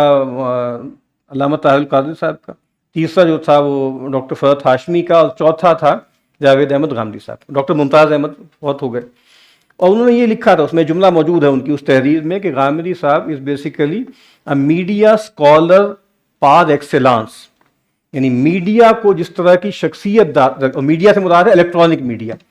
اس کو جس طرح کی شخصیت چاہیے وہ بالکل اس کا کامل نمونہ، اور یہ بات ثابت ہو بھی گئی اور آج بھی ثابت ہو رہی۔ اچھا جی، سید صاحب کا اثر یقیناً گہرا، دور رس اور ہماگیر تھا، مگر ان کے نام سے بعض ایسے سیاسی اور دینی عقائد منسوب ہو گئے تھے جو عوام تو کیا خواص کی نظر میں بھی پسندیدہ نہ سمجھے جاتے تھے۔ یعنی بہت زیادہ بدنام ہو گئے نا، اور سکینڈلائز ہو گئے، اور سر سید احمد خان سے متاثر ہونا گویا اپنے آپ کو نیچری کہلوانے کا، جیسے آپ سمجھ لیں کہ اشتہار اور اعلان ہے، ٹھیک ہے، اور مطلب بالکل ایک گمراہ آدمی اپنے آپ کو قرار دینا۔ شبلی نے ان الجھنوں سے بچنے کی کوشش کی ہے۔ وہ اپنے خط میں بجا طور پر کہتے ہیں، مجھ کو اس بات کا فخر ہے کہ اس نئی زندگی کے پیدا کرنے میں میرا بھی حصہ ہے۔ نئی زندگی جو اب نیا دور ہے، نیا عہد ہے، وہ جو اب دبستان شبلی جس کو کہا جا رہا ہے، وہ نئے دور کے تقاضوں کے مطابق تھی نا، تو کہہ رہے ہیں کہ یہ جو اب نیا دور پیدا ہو رہا ہے، سو کالڈ، یعنی اگر آپ کہیں فکر اسلامی کا نیا دور، تو اس میں جیسے اس فدوی نے بھی خدمت انجام دی، اور اس جوش مذہبی کو برانگیختہ کرنا میری قسمت میں بھی تھا۔ ایک مذہبی جوش کہ بھئی ہم جو ہے وہ اپنے اسلاف کو بھی پڑھیں اور جدید علم کو بھی حاصل کریں۔ اس کے بعد ایک اور کچھ اقتباسات ہیں عالم خند میری کے، ان کا جو میں نے کہا تھا مضمون ہے، تو شبلی کے علم کلام پر۔ یہیں شبلی اور سر سید اور ان کے بعض رفقا کی طبیعتوں اور طرز فکر کا فرق نمایاں ہو جاتا ہے۔ کبھی کبھی ایسا معلوم ہوتا ہے کہ سر سید یا ان کے بعض رفقا جیسے چراغ علی مرحوم کا لہجہ اعتذاری ہے، اپولوجیٹک ہے، ٹھیک ہے۔ شبلی اعتراض سے کام نہیں لیتے، بلکہ سائنس اور فلسفے کے دربار میں فخر سے سر اٹھا کر چلتے ہیں۔ مزاج کے اور طرز فکر کے اسی اختلاف کو پروفیسر ڈبلیو.سی. اسمتھ نے ان الفاظ میں پیش کیا ہے، سر سید سے اسلام کا مطالعہ عصری مغربی فکری میں سر سید نے اسلام کا مطالعہ عصری مغربی فکری معیارات کے نقطہ نظر سے کیا، اور شبلی نے عصری مغربی اقدار کو اسلامی نقطہ نظر سے جانچنے کی کوشش کی۔ یعنی یہ ایک ہی بات ہے جو سید سلیمان ندوی بھی کہہ رہے ہیں، سید عبداللہ بھی کہہ رہے ہیں، اسم اکرام بھی کہہ رہے ہیں، اور یہ ڈبلیو.سی. اسمتھ بھی کہہ رہے ہیں کہ یہ ایک فرق ہے اپروچ کا۔ دونوں بالآخر اس نتیجے پر پہنچے کہ اس فصل کا جو مغرب اور مشرق میں نظر آتا ہے، عقل، تجربے اور مشاہدے کی رہنمائی میں دور کیا جا سکتا ہے۔ اس فصل کو، یہ جو درمیان میں ایک آپ سمجھ لیں کہ اتنا بڑا گیپ پیدا ہو گیا ہے، کیسے پورا کرنا ہے؟ عقل، تجربہ اور مشاہدہ۔ ہم دیکھتے ہیں سر سید احمد خان نے بھی اس کا ذکر کیا، شبلی کے بھی مضامین ہیں، اس میں وہ ذکر کرتے ہیں۔ وہی پہلے جو مسئلہ تھا وہ تو استخراجی منطق تھا، باتوں کو باتوں سے کاٹ دیا آپ نے۔ اب جو ہے وہ تو سامنے نظر آ رہا ہے، وہ تو استقراء ہے، وہ تو سائنس ہے، ٹھیک ہے۔ اچھا جی، سر سید نے محسوس کیا کہ اسلام عقل انسانی کے مغایر نہیں، اور شبلی نے فیصلہ صادر کیا کہ جدید سائنس اور فلسفے کے اکتشافات اسلام کی اصل بنیادوں کے مغایر نہیں، ٹھیک ہے۔ تو یعنی یہ عالم خون میری جیسے کمنٹ کرتا ہے۔ اس کے بعد بہت ہی دلچسپ مہدی افادی کا ایک اقتباس ہے، بہت زبردست، اس میں ایک تشبیہ ہے۔ تو یہ مہدی افادی، اگر موجودہ نسل کے لیے دماغی ترقی کے ساتھ اخلاقی تعلیم کی بھی ضرورت ہے، تکمیل کی بھی ضرورت ہے، تو میں خیال کرتا ہوں کہ شبلی نے تاریخی سلسلے میں جس قدر مذہبی لٹریچر پیدا کر دیا ہے وہ ہمارے لیے کافی سے زیادہ ہے، خاص کر اس جدت کے لحاظ سے کہ فاضل شبلی نے، جملہ آپ دیکھیے، فاضل شبلی نے ایک طرف تو بڑے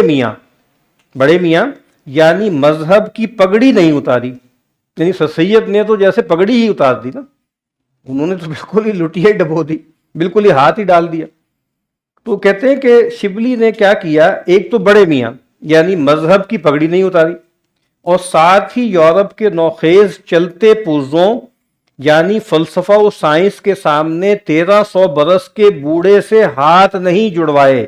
بلکہ دونوں میں مصافحہ کرا دیا۔ کیا خوبصورت جملہ! ایک تو یہ کہ پگڑی نہیں اترائی، اور دوسری بات یہ ہے کہ بھئی جیسے کچھ لوگوں نے کہا کہ ہاتھ جوڑ کے کہ جی معاف کر دیں جی، غلطی ہو گئی جی، پیچھے رہ گئے جی، بڑی کوتاہی ہوئی،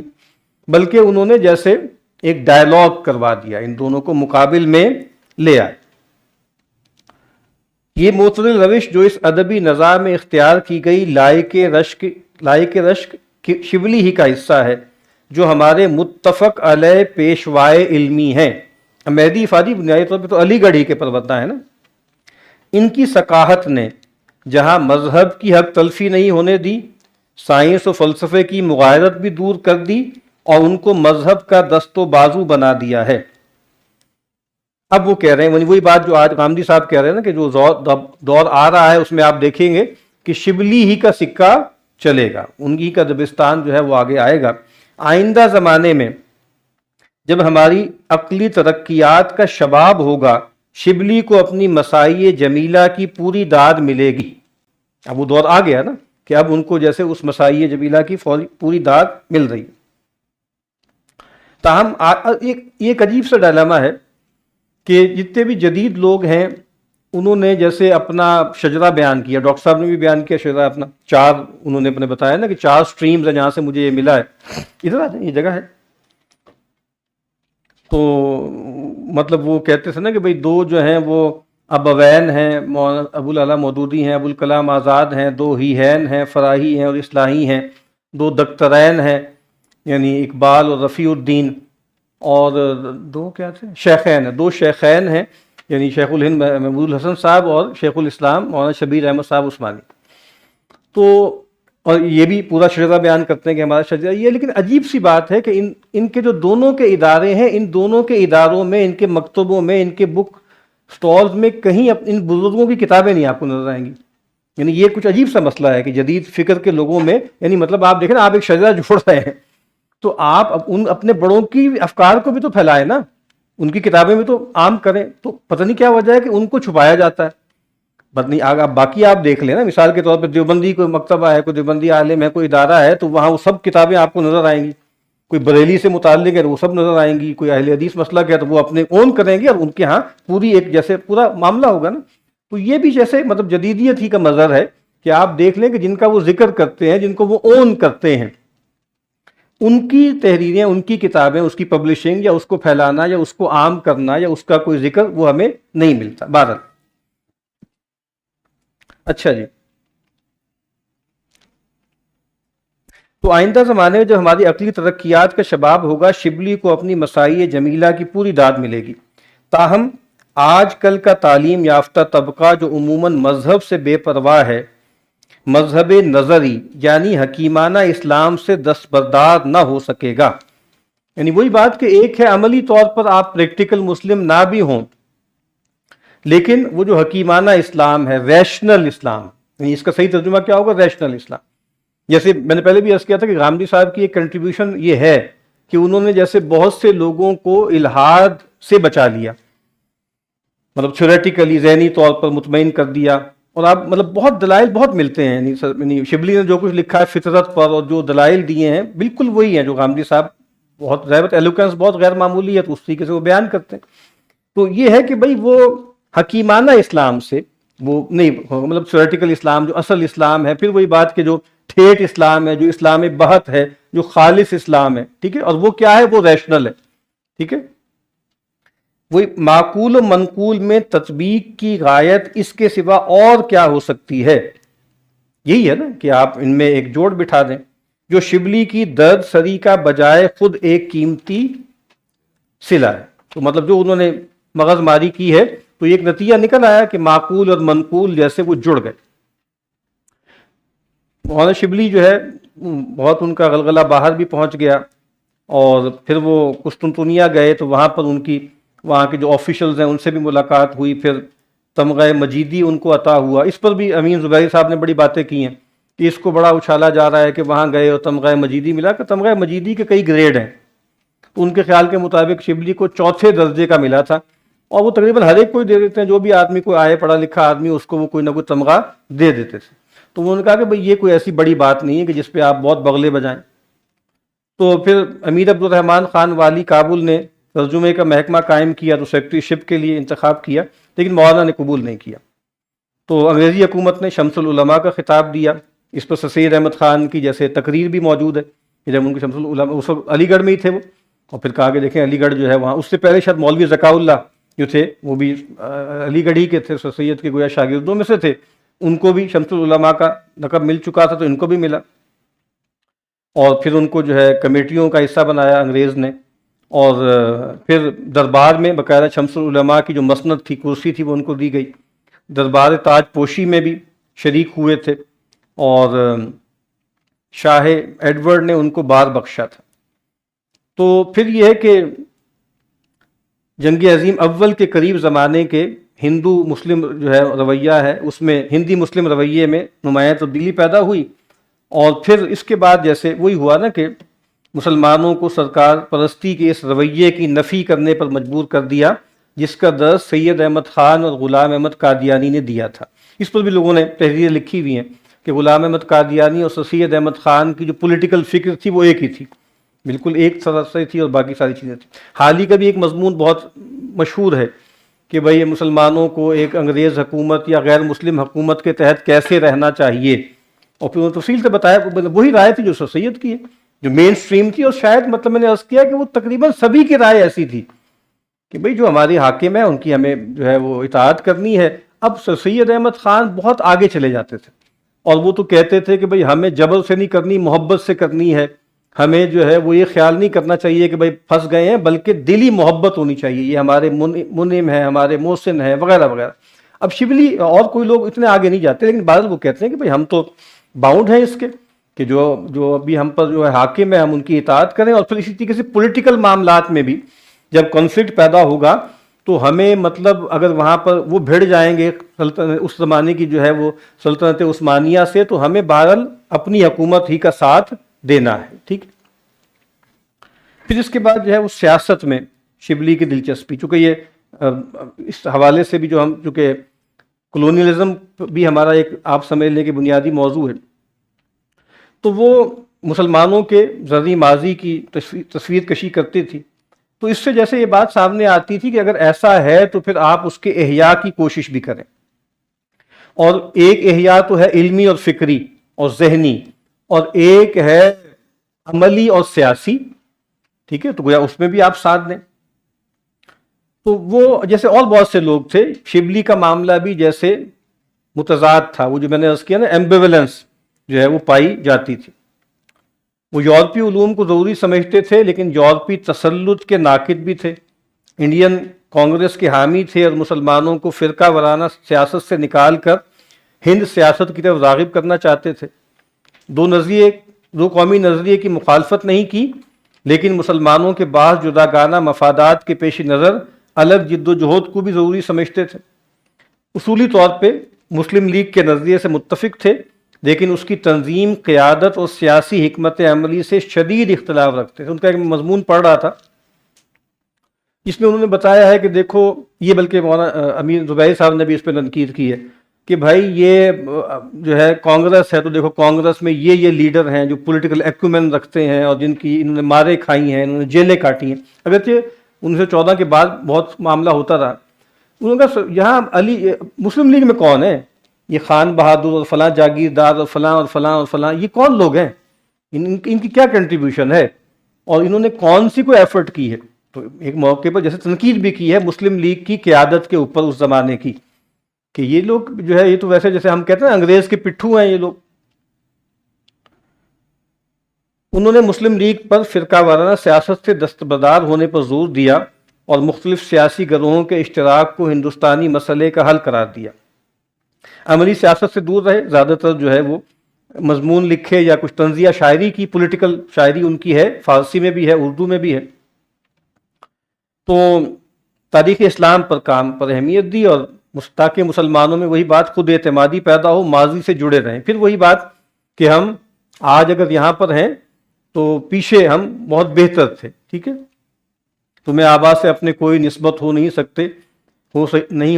سکتی کہ تم گفتار وہ کردار تم ثابت وہ سیارہ۔ تو جیسے یہ تو اقبال نے تو شاعری کر دی نا، اور اس طرح کی باتیں جستا جستا ذکر کرنی، کچھ کریکٹرز کا نام لکھ دیا، لیکن حالی نے اس کو پراپر ڈاکومنٹ کیا اور بتایا کہ دیکھو یعنی شاعر بھی ایسے تھے، متکلم اور فلسفی بھی ایسے تھے، یعنی بادشاہ تھا مامون جیسا، ٹھیک ہے، پھر خلیفہ سیدنا عمر جیسے، پھر عمر بن عبدالعزیز پر بھی کتاب لکھی، پھر جو ہے رومی پر کتاب لکھی، ٹھیک ہے. تو یہ جیسے بتا رہے ہیں کہ بھئی یہ لوگ تھے ہمارے بڑے. شبلی نے نوآبادیاتی منطق کی تردید کرتے ہوئے ترقی و ارتقاء کی بجائے ماضی کے ساتھ زندہ رشتے پر زور دیا، جو محکوم قوموں کے لیے آزادی کی جد و جہد میں ایک اہم فکری پہلو تھا. تاریخ میں شبلی کی دلچسپی کا ایک دوسرا سبب خود مغربی اثرات بھی ہیں.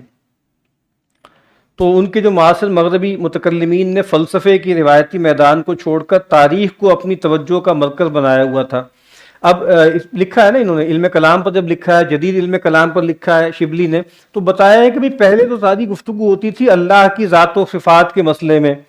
ٹھیک ہے، جو ہے نبوات اور معاد اور اس طرح کی چیزیں ہوتی تھیں. لیکن اب جو ہے اب تو مثال کے طور پہ سیرت، مثال کے طور پہ تاریخ، مثال کے طور پہ شریعت اور فقہ اسلامی وہ معرض خطر میں ہے، وہ نشانے کی زد پر ہے. جس طرح آج بھی بہت سے لوگ کہتے ہیں کہ جدید علم کلام میں اب آپ کو تھیولوجی کے علاوہ ان چیزوں کو بھی شامل کرنا پڑے، کیونکہ زیادہ بڑے اعتراضات تو ہو رہے ہیں وہ تو سیرت پر ہو رہے ہیں، وہ تو مثال کے طور پہ حدیث پر ہو رہے ہیں، وہ مثال کے طور پر شریعت کے کچھ احکامات پر ہو رہے ہیں، میراث کے احکامات، لونڈی غلام کے احکامات، ٹھیک ہے، مرتد کا حکم وغیرہ وغیرہ. تو گویا انہوں نے اس میں بھی کہا کہ اس کو بھی ہمیں شامل کرنا پڑے گا. علم کلام میں اب محض عقیدہ پیور ہارڈ کور نہیں ہوگا، بلکہ یہ والے مباحث بھی آپ کو شامل کرنے پڑیں. گزشتہ صدی کے اواخر میں اور صدی رواں کے اوائل میں مغربی علم کلام کے اہم مارکے اسی میدان میں لڑے گئے تھے. اس کا اثر ہندوستان میں بھی ہوا. تو جنہوں نے علم تاریخ میں ایک نئی اور الہیاتی دلچسپی کو جنم دیا، انہوں نے گبن کی کتاب کا ترجمہ کروا کر اور دیگر حوالوں سے تاریخ نگاری کے جدید اصول سیکھے. یعنی شبلی نے، جو کہ انگریزی نہیں جانتے تھے، ترجمہ کروایا، اور ان اصولوں پر عمل پیرا ہوتے ہوئے انہوں نے تاریخ اسلام کے مختلف پہلوؤں پر کتابیں تصنیف کیں. پھر وہی بات کہ ان کا جو نظریہ تھا، جیسے میں نے عرض کیا کہ بوجوائیت، وہ بوجھوا رجحانات کا حامل ہے، اور اس میں جاگیردارانہ نقطہ نظر کے اثرات بھی ملتے ہیں. میں نے پہلے بھی عرض کیا تھا کارلائل جیسے ان کے لیے ایک بڑے ماڈل تھے، ہیرو اینڈ ہیرو ورشپ اس کی کتاب ہے، اور گبن. اور ان کے ہاں جیسے سوانح نگاری اور تاریخ نگاری میں کوئی خاص امتیاز نہیں ہے، اور ان کا جو آپ کہیں کہ نقطہ نظر ہے پریگمیٹک ہے، اور وہ تاریخ کو اپنی اصلاح پسندی کے ماتحت لے آتے ہیں. اب یہاں کچھ چیزیں عزیز احمد کی کتاب سے بھی لی گئی ہیں. تو ان کی اگر ہم تجزیہ کریں ان کی تاریخی کام کا، تو ان کے نزدیک تاریخ ایک نقلی علم ہے. نقل کا مطلب کیا ہے؟ جو منتقل ہوتا آ رہا ہے، ٹھیک ہے. اور اس کا مقصد تاریخی عمل کا تجزیہ و تحلیل نہیں ہے، بلکہ واقعات کی روایت کا معروضی جائزہ ہے.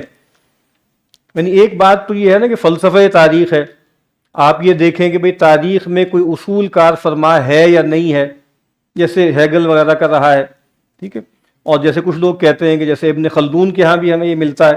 کہ ایک خاص طرح کے وہ اس میں کچھ ٹینڈنسیز دیکھتے ہیں، کچھ چیزیں دیکھتے ہیں جو چلی آ رہی ہیں. تاہم وہ اس بات پر اصرار کرتے ہیں کہ یہ کام عقل و شعور کی روشنی میں ہونا چاہیے. وہی بات کہ نقل کے لیے بھی عقل کی ضرورت ہے. ہر طرح کی واہی روایتیں نقل نہ کر دیں، ایسی باتیں بیان نہ کریں، اور بغیر اس کو جو ہے چھان پھٹک کے قبول نہ کر لیں جو ہمارے پورے آپ کہیں تاریخی کردار کو یا تاریخی جو پرسونا ہے اس کو داغدار کرے. ٹھیک ہے، اس کو دیکھیں. وہی جو سیرت کے بارے میں انہوں نے کہا، اس پہ ہم الگ سے بات کریں گے کہ درایت کو ہمیں جیسے روایت کے ساتھ ساتھ درایت کو بھی بروئے کار لانا ہے.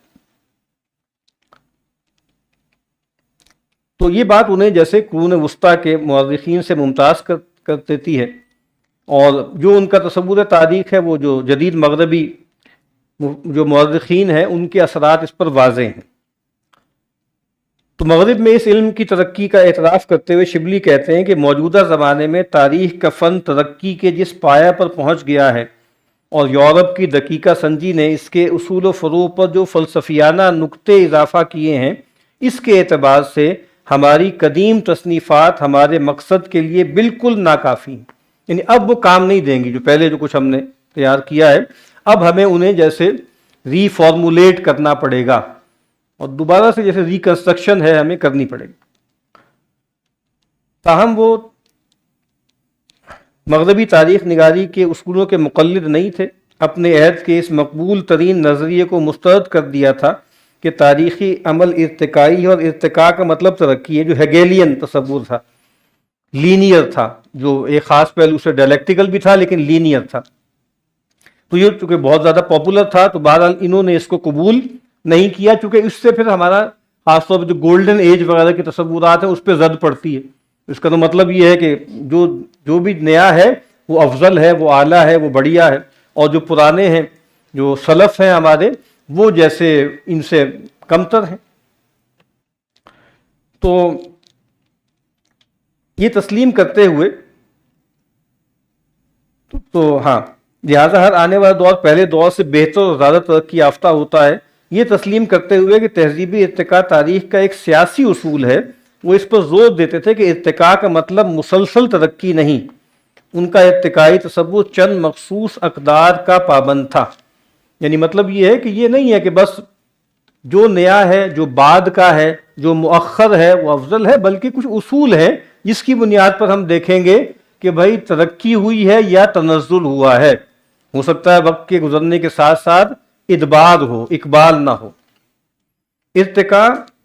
بذات خود ترقی کی ضمانت نہیں، بلکہ ان اقدار کا حصول ترقی کی نشاندہی کرتا ہے۔ زمان و مکان کے حوالے سے جب اور جہاں ان اقدار کو حاصل کیا جائے تب اور وہاں ترقی ہوگی۔ اب یہ بات بالکل ٹھیک ہے، اصولی ہے، آرتھوڈاکس ہے کہ بھائی بس اصل میں تو کچھ اصول ہیں، جس دور میں بھی بروئے کار آئیں اس دور کو ہم اچھا کہیں گے، اور پھر ایک مذہبی اجتماعیت ہمیشہ اپنے بانی مبانی، اپنے پیشوا جو پیغمبر ہو یا کوئی اور ہو، وہاں سے اپنے آپ کو جیسے ریلیٹ کرتا ہے تو پھر اس کا دور ہمیشہ سے گولڈن ایج قرار پاتا ہے، اس کا دور، اس کے قریبی ساتھیوں کا دور۔ یہاں عزیز احمد کہتے ہیں کہ مسلم تاریخ نویسی میں یہ واضح کیا کہ مسلم حکمرانی میں قانون فوجداری مسلم اور غیر مسلم دونوں کے لیے ایک ہی رہا۔ اگرچہ تاریخ میں کسی سلطنت میں محکوموں کو حاکموں کے مساوی حقوق کبھی نصیب نہیں ہوئے، اسلام سے پہلے حالات بدتر تھے۔